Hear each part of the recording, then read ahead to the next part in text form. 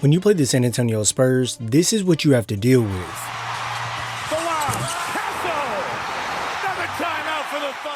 I don't think you quite understand. The Spurs had tight pressure on SGA with Vassell, paired with some strong help from Castle, which makes Shea stop and pop for the jumper, and once missing, Chet grabs the offensive rebound, but it's that hounding pressure from the Spurs that makes him send the kick out quick without looking. Vassell is able to run right through it, and San Antonio, well, here we go.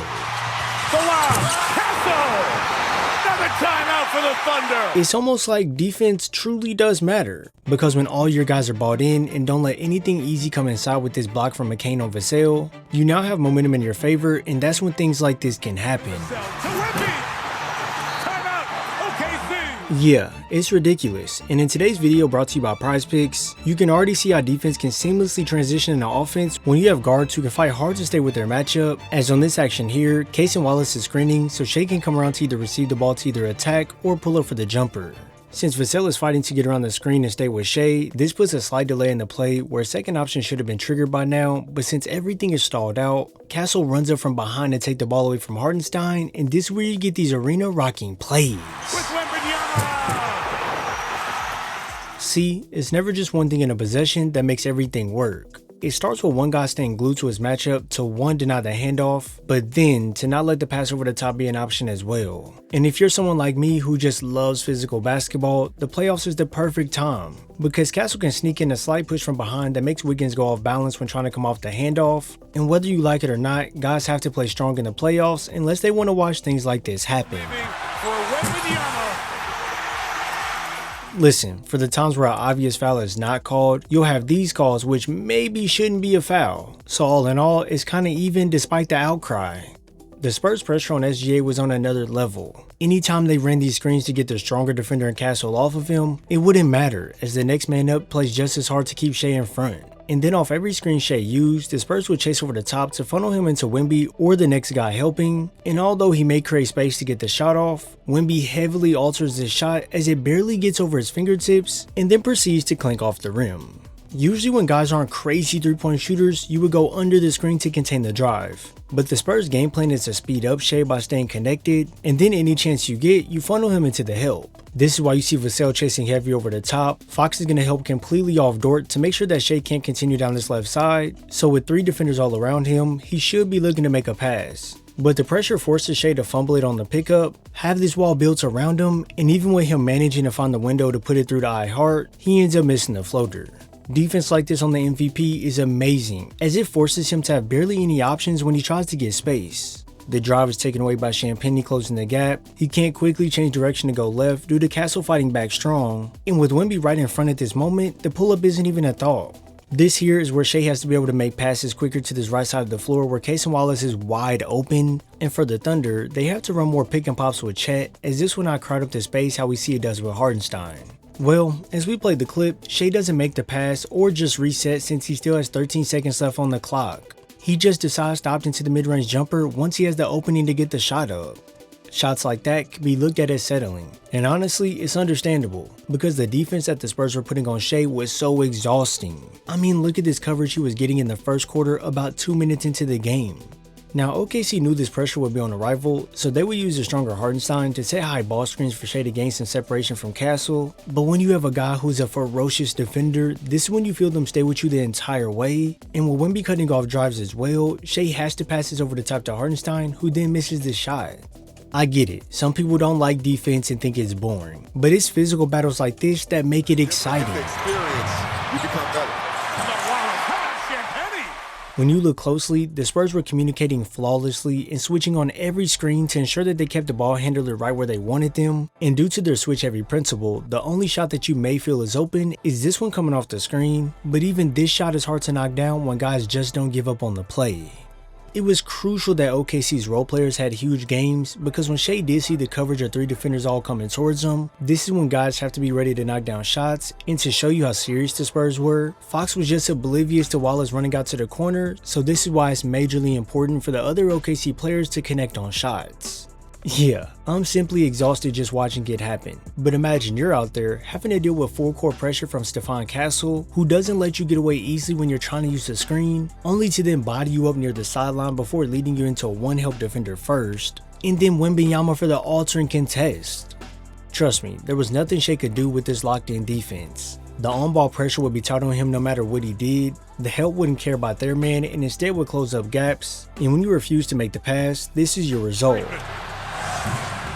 Good contest by Castle.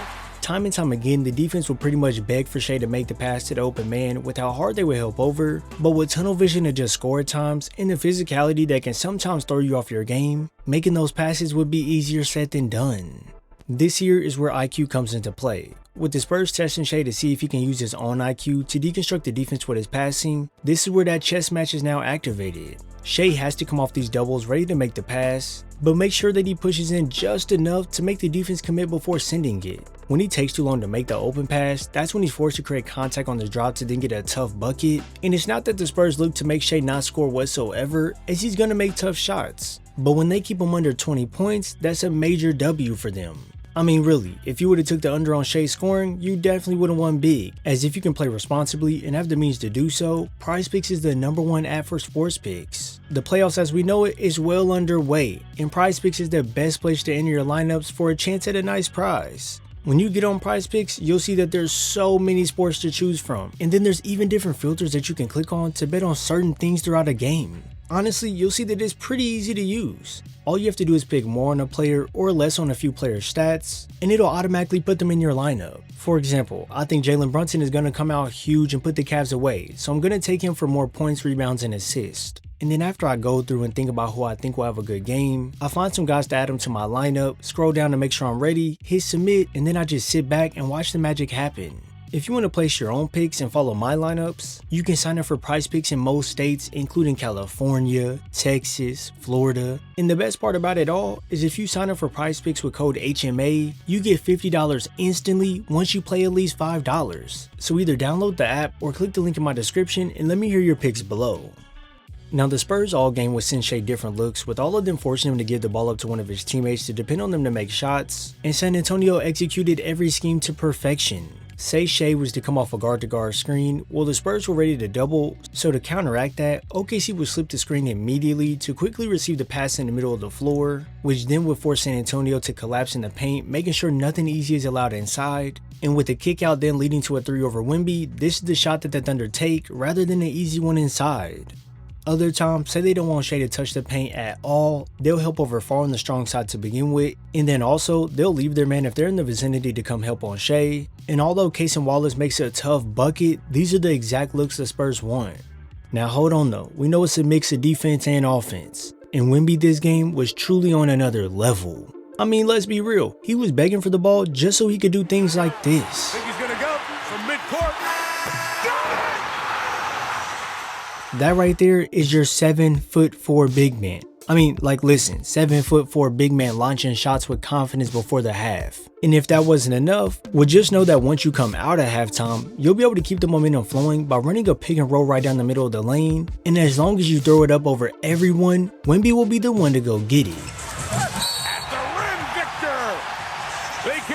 Having a guy like Wemby on your team is almost a cheat code, as he isn't a target when it comes to guards attacking him off the switch due to his great movement at his size. And then on offense, he's just this option that his teammates can always find if they need to, and even for Wemby, if he's to miss his initial shot, he can then clean up things with ease. A player like this raises the floor for your team completely. No longer can guards attack the big standing in the paint with confidence like they once did. Because I mean, well, that's Wemby we're talking about. So now with guys forced to pass the ball, Wemby is still locked in and has the length to turn around quickly to affect the shot. Wembanyama's presence alone will force guys into not continuing to the basket and instead pull up for quick jumpers. And then when you normally have an open layup after a blow by a baseline, this time you don't even think about it since Wemby's there. And once again, many times we see these plays where weak side guys will cut to the lane while the defense has their back turned. Usually this would end up in a bucket or you would get a foul at the rim. But when you have the alien on your team, this is what happens instead. There's simply no easy shots on the floor when Wemby's out there, and this impact he has defensively is what makes the opposing team opt into deep tray balls once they get a chance. Yeah, while he makes it hard for you, he'll make it look easy for himself, as he doesn't use one single dribble to rise up over the defense for the mid-range butterball. And then when he's got defenders all around him with multiple open teammates on the outside, we all know the smarter option is potentially kicking out for an open shot. But with Wemby not seeing a single person his height after getting checked with the up fake, this is what he chooses to do instead. Going inside, going to get it himself, and he did. That's the second time he's done that. Now listen, I'm not one to say he's right or wrong for doing that, but what I will say is that Wemby has confidence like no other. I mean, you tell me, how many guys are pulling up for this shot with no hesitation whatsoever? Wemby's going to pull a deep three. Oh my goodness. Yeah, you can look around the league all you want, but there's not many guys in this league that play with such confidence Wemby does at his age. From defense to offense, Wemby poses a major threat to whatever team he's facing, and on any given night, he can be the best player on the floor. With the Spurs leaning heavy on their defense to speed up games and make it ugly for the opposing team, Wemby is his safety net for guys to guard up tighter without the fear of getting blown by, because hey, Wemby's right behind you.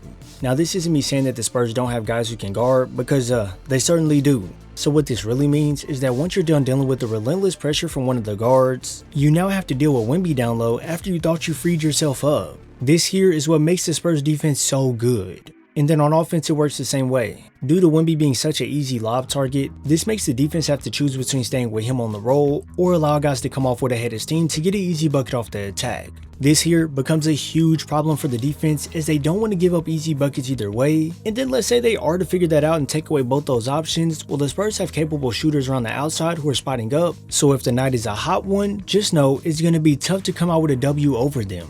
When watching the playoffs, this probably has to be the most exciting series that I've seen. You have star players having big nights, having to play different ways and uplift their team to the W. And have the Spurs figured out the Thunder? Maybe slightly, just like the Thunder have unlocked things as well. As the games progress, it starts to get down to who has more skill to make the tougher shots, make the hustle plays, and control the pace of the game. So far, both teams have shown the ability to do all these things down the stretch, but with the series now more intense, it's going to get even more and more difficult. Let me ask you this, who do you think will win the series between the Thunder and the Spurs? Head over to my website that's in the comment section and vote on the showdown and come join the community. I'll see you all in the next video.